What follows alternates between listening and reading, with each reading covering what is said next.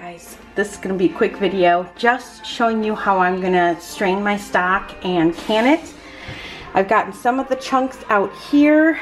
Not going to really worry about what's all the way down, floating down below, but what I'm going to do is I'm going to strain it into a strainer, into a big pot, and then once it's all strained, I'm going to put it on my stovetop and I'm going to bring it to a boil. So right now I'm going to ladle that, strain it in there, into the pot it goes, and I'll bring you back to show you the next step I do.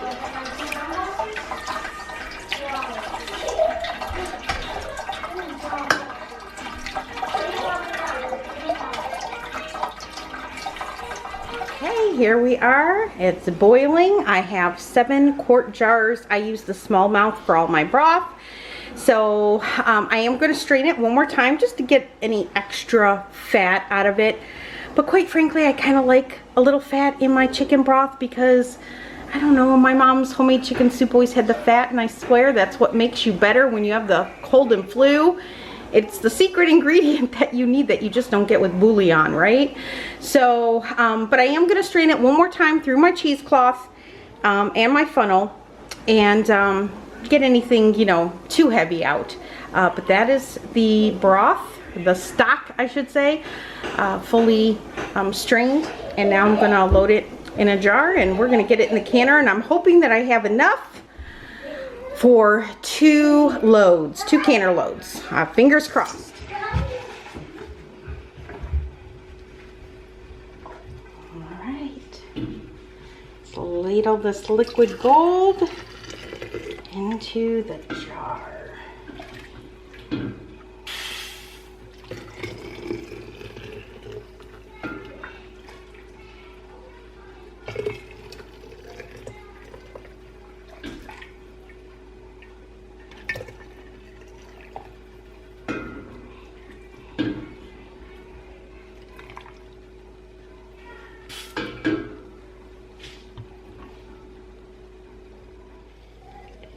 One-inch headspace, and this you really want to make sure you are cleaning those rims off because this is greasy, more of a greasy product.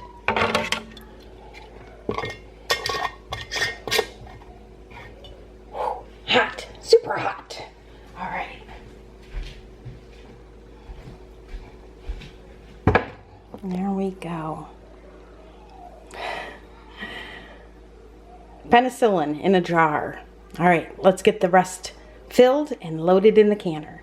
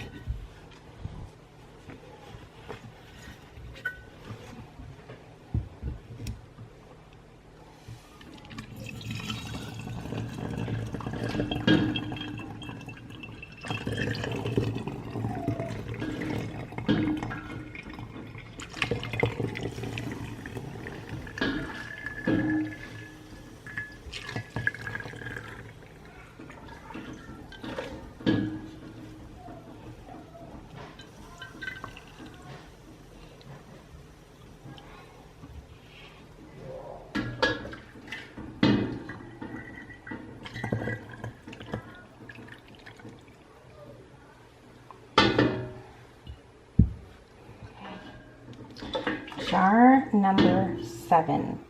And I think I'm going to have enough where I can probably do a second round of a couple of pints, which I like to have a couple of pints on my shelf. All right, just to show you, that's about as much as I have left in the pot. It's probably less than a third, but definitely enough to do a couple of pints. So that's what I'm going to do. I'm going to do a second canner load and can up some pints of this. But my canner is loaded. I'm going to go ahead now and take my vinegar and just add it in there like that. And that will help the cloudiness of my jars. I'm going to put the lid on. I'm going to bring this up to vent. All right, I'm going to go ahead and turn this baby on, vent it for 10 minutes, bring it up to pressure, process this for 35 minutes, take it off the heat, let it come naturally down off of pressure, and when this canner is ready to crack open, I will bring you back and I'll show you what these jars look like. Let's pull these out of the canner. And then we can go ahead and get the next round in. But look at that. Look at that. Beautiful. I'll set this over here so you can see. Absolutely beautiful. It smells like chicken soup in my house. Hood space is beautiful. Didn't have any siphoning from what I can tell so far.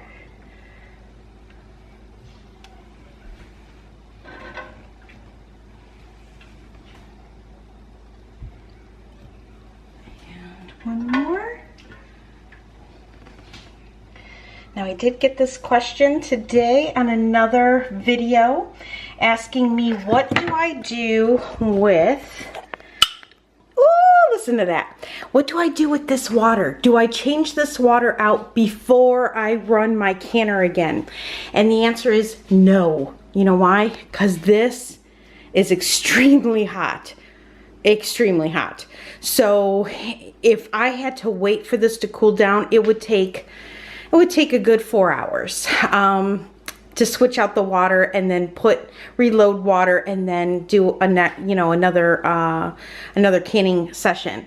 So what I do is I use this hot water to my benefit. I'm going to try to back you up and show you inside my canner without steaming you out.